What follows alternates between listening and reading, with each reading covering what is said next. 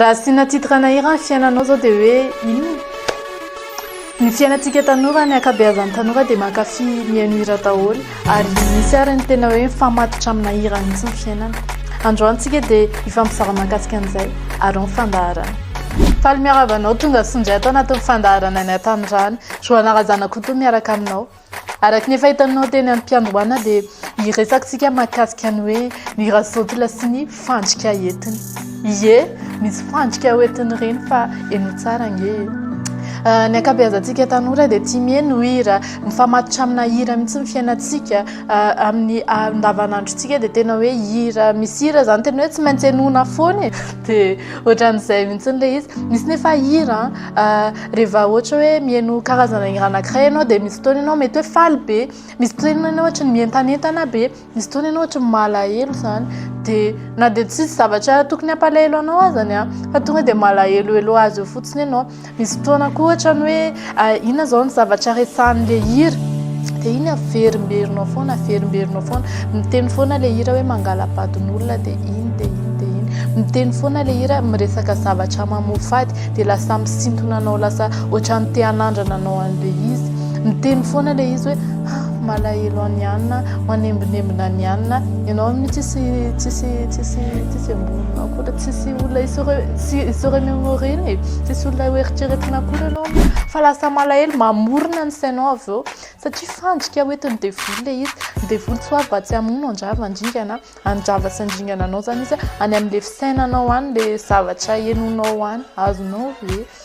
Dia ohatran'izay ilay fandrika hoentiny hira ny amin'izao tontolo izao.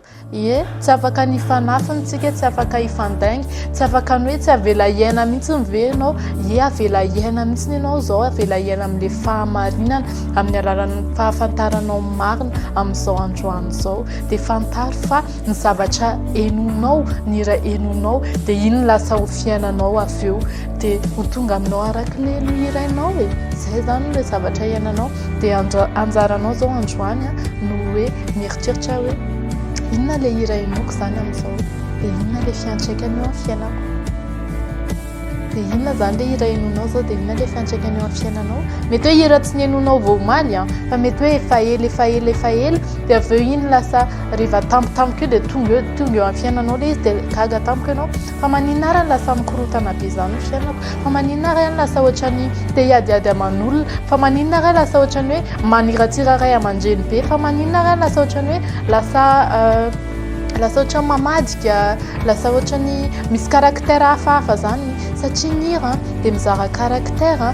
mizara ihany koa sentiment, mizara ihany koa esprit dia satria le momba n'ilay olona nanoratra iny hira iny any anatin'ilay olona iny nge ny zavatra soratany dia zavatra iainany avy eo iny dia lasa tonga fiainanao ihany koa. Aza mety ho fitahana ianareo izy ny tenin'Andriamanitra, fantatrao zao ny marina dia aza tafiditra amin'izay fandrika tsisy dikany devoly ihany fa raisy ilay fanapa-kevitra, ajanony ilay hira tsy mety dia ataovy an'ilay hira mampandroso anao, ataovy an'ilay hira manome voninahitra an'Andriamanitra, ataovy an'ilay hira mampandresy anao. Izay henony. Mankasitraka anao ny henony fandaharana sy ny jery nanaraka hatramin'ny farany mino fa nisy zavatra raisinao mirary soa anao indrindra Isaia. Rain'i Jesosy.